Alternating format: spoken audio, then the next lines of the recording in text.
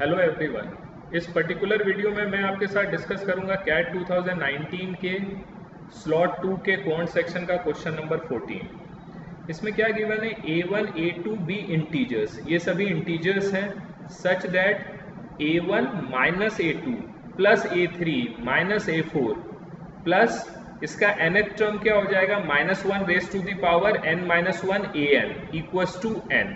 अगर ये एक रिलेशन आपको गिवन है is equals to n for all n greater than equals to 1, ये सभी n इंटीजर्स है और सभी n greater than equals to 1 के लिए, सॉरी a1 से a1 a2 ये सभी इंटीजर्स आपको गिवन है और a1 minus a2 plus a3 minus a4 से लेकर ये आपको एक रिलेशन गिवन है this is equals to n for all n greater than equals to 1। Then हमें वैल्यू फाइंड आउट करनी है a51 प्लस a52 से लेकर अप टू प्लस a1023 की वैल्यू अपने को फाइंड आउट करनी है इस क्वेश्चन में।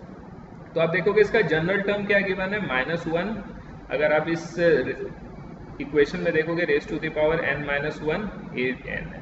अगर n की वैल्यू कभी भी अगर हम इवन नंबर लेंगे तो इवन नंबर लेंगे तो -1 का पावर क्या हो जाएगा, अगर n अगर एक इवन नंबर है तो n माइनस 1 क्या हो जाएगा, अगर n अगर इवन है तो n माइनस 1 क्या हो जाएगा, ऑड हो जाएगा।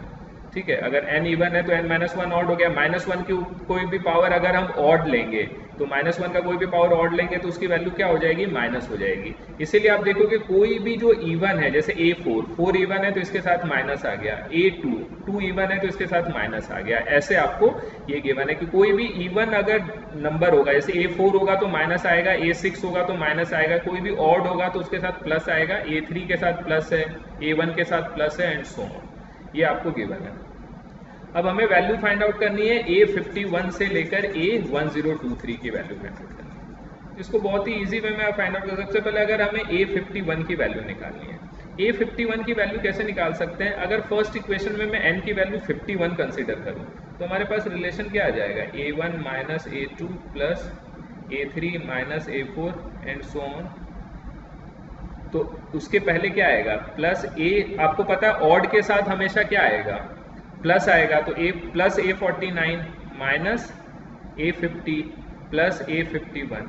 ऐसे आपका ये आप जो इक्वेशन गिवन है क्वेश्चन में आप ऐसे लिख सकते हो, दिस इज इक्वल्स टू क्या, ये किसके बराबर होता है, n के बराबर होता है। तो n यहाँ पर मैंने 51 लिया, दिस इज इक्वल्स टू 51। अब मुझे a51 की वैल्यू निकालनी है। इसका मतलब मैं एक दूसरा केस कंसिडर करता हूँ। फर्स्ट केस कंसिडर किया जब मैंने n की वैल्यू 51 ली। अब सेकंड केस कंसिडर करते जब n की वैल्यू मैं 50 लेता हूँ और फर्स्ट में से सेकंड को लेस कर दूंगा तो मेरे पास क्या हो जाएगा, a51 की वैल्यू आ जाएगी। जब n की वैल्यू मैंने 50 कंसिडर किया तो a1 minus a2 plus a3 minus a4 plus a49 minus a50, यहाँ कोई भी टर्म नहीं आएगा, दिस इज इक्वल्स टू 50 हो जाएगा।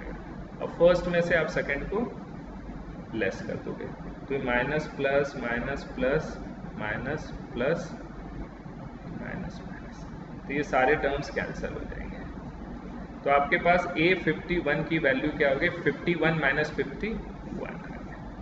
ठीक है, तो एक मैंने ऑड के लिए देख लिया, a51 की वैल्यू 1 है। इसी तरह अगर आप देखोगे a53 की वैल्यू भी 1 आ जाएगी, a55 की वैल्यू भी 1 आ जाएगी।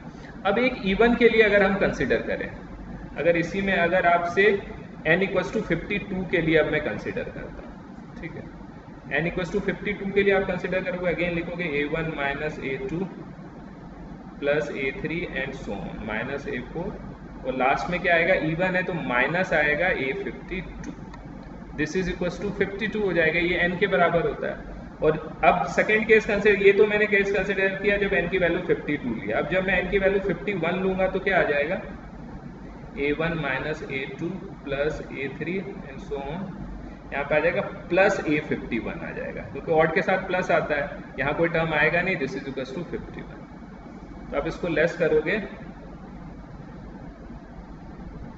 तो ये आ गया अपने पास, इससे ये कैंसिल कैंसिल कैंसिल, ये टर्म भी कैंसिल हो जाएगा, तो minus a52 is equals to 1 आ जाएगा। तो a52 की वैल्यू क्या आ जाएगी, -1 आ जाएगी। तो इससे आप देख सकते हो कोई भी इवन होगा तो उसके पहले हमेशा ये नेगेटिव साइन रहेगा। तो कोई भी इवन, अगर आप a का कोई भी अगर इवन नंबर है तब तो उसकी वैल्यू क्या होगी, -1 होगी, और कोई भी ऑड होगा उस केस में क्या होगा, उसकी वैल्यू +1 होगी। तो इस केस में ये क्या आ जाएगा, अगर इसकी आपको वैल्यू निकालनी है तो ये क्या होगा, ऑड से स्टार्ट है तो ऑड में 1 हो गया plus minus 1 plus 1 plus minus 1 ऐसे चलता रहेगा।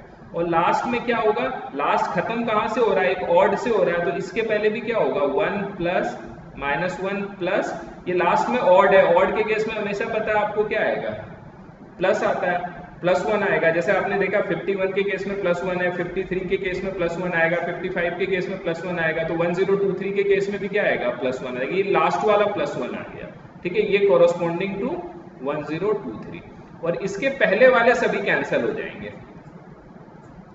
तो हमारा आंसर क्या हो जाएगा इस पर्टिकुलर क्वेश्चन का, 1 हो जाएगा, दैट इज फोर्थ ऑप्शन। तो ये भी आप देखो एक पर्टिकुलर एक इक्वेशन इन्होंने फ्रेम करके आपको गिवन थी, ये भी बहुत आसान क्वेश्चन था। अगर आपको इतनी कैलकुलेशन में आपको जस्ट कॉन्सेप्ट समझाने के लिए किया था। अगर आप देखोगे यहाँ पर एक इक्वेशन दे रखी है, उसमें ये है कि ऑड नंबर्स जो भी है उसके आगे तो प्लस साइन है, इवन है उसके आगे नेगेटिव साइन है।